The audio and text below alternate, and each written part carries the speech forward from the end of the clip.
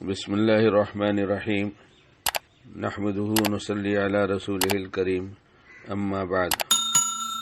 اللہ تعالیٰ بندوں کو جب بہت پیار کرتے ہیں تو تکلیف میں کیوں رکھتے ہیں؟ جب بندوں سے بہت پیار ہے تو تکلیف میں کیوں رکھتے ہیں؟ تکلیف میں رکھنے کی بہت ساری وجوہات میں ایک بات پہلے سمجھ لینا چاہیے کہ بندے کو اس تکلیف سے بہت ہی زیادہ نفع ہونے والا ہے۔ اگر سڑک پر مارکیٹ کے علاقے میں چلا جائے جہاں پر مزدور لوگ سر پر اٹھائے سامان یہاں سے وہاں منتقل کرتے ہیں اور کچھ ہاتھ گاڑی پر کھینچتے ہوئے پسینہ پسینہ ہو جاتے ہیں دھوپ میں، تو ان سے اگر کہا جائے کہ آپ کو تو بہت ہی تکلیف ہے، آپ تو کتنی مشقت میں ہیں، دعا کر دیں کہ آپ کی یہ تکلیف دور ہو جائے، یعنی آپ کو سامان پہنچانے کی زحمت نہ ہو اس دھوپ میں، تو وہ کہے گا ہم سے دشمنی ہے کیا تم کو کچھ؟ تو جواب ہم اسے دے دیں گے کہ نہیں، دشمنی ہے نہیں ہے، بلکہ تمہاری تکلیف دیکھ کر یہ خیال ہوتا ہے کہ بندہ کتنی تکلیف میں ہے، تم کو تکلیف نہیں محسوس ہوتی؟ تو کہے گا اس کے بعد جو اس کے بدلے میں ملنے والا ہے، یعنی مزدوری، صرف مزدوری کے خیال سے ہی تکلیف نہیں ہوتی کہ اتنی مزدوری تو ملے گی اور تکلیف تو تھوڑی دیر کی ہے، ختم ہو جائے گی، یہ کوئی ہر وقت کی نہیں، تو تھوڑی دیر میں ختم ہو جائے گی۔ پھر دوسری تکلیف ہم خود اختیار کریں گے، یعنی ہم تلاش کریں گے کوئی ہم سے سامان اٹھوائے اور پہنچائے، کیوں کہ اس پر جو کچھ ہم کو ملتا ہے اس سے ہمارا بہت سارا کام بن جاتا ہے۔ تو دنیا میں بھی تکلیف اٹھا کر ہم سب کچھ نہ کچھ اپنے اپنے شعبے میں تکلیف اٹھاتے ہیں، اور اس تکلیف کے بدلے میں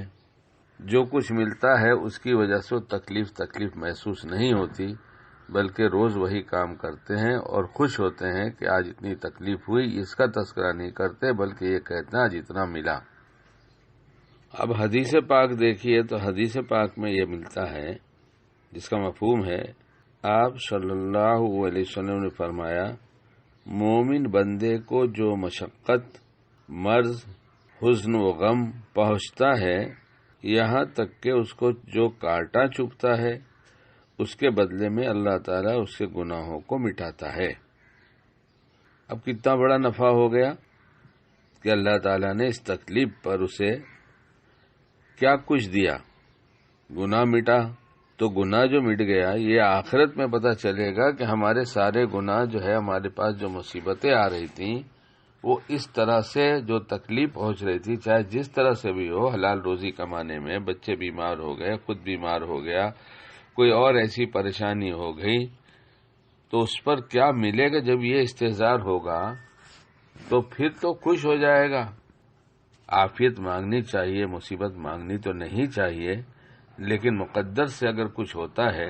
تو اس پر اللہ کا وعدہ جو ہے اسے سوچ لے گا۔ جیسے کسی کی مزدوری کیا تو مزدور کو کیا ملنے والا یہ سوچ کر خوش ہو جاتا ہے، اسی طرح اللہ تعالیٰ جو دیں گے اس کو جب سوچے گا تو خوش ہو جائے گا۔ حدیث میں ہے کہ قیامت کے دن جب مصیبت پر صبر کرنے والوں کو ثواب دیا جائے گا تو اہل عافیت جو دنیا میں بلاؤں سے محفوظ رہے، ان کا اجر دیکھ کر، ان کی نیکیاں دیکھ کر، اس کا بدلہ دیکھ کر تمنا کریں گے کہ کاش ان کی کھالیں قینچیوں سے کاٹی جاتی اور صبر کرتے تو آج اجر کثیر کے مستحق ہوتے۔ یہ دنیا کی مصیبتیں ختم ہو جانے والی ہیں، پھر بھی مصیبت اٹھا کے دنیا مل جاتی ہے، مال مل جاتا ہے، آرام مل جاتا ہے تو ہم خوش ہو جاتے ہیں، لیکن اللہ کے اس وعدے کو اگر ہمارے ذہن میں رکھیں تو پھر کوئی دنیا کی مصیبت ہمیں پریشان نہیں کرے گی، اور انشاءاللہ اس اجر اور وعدے پر جو اللہ سچا ہے جس نے کیا ہے، ہمیں خوشی اور سرور محسوس ہوگا۔ اللہ ہمیں جس وقت جو کرنا اللہ کو پسند ہے وہی کرنے کی توفیق عطا فرمائے۔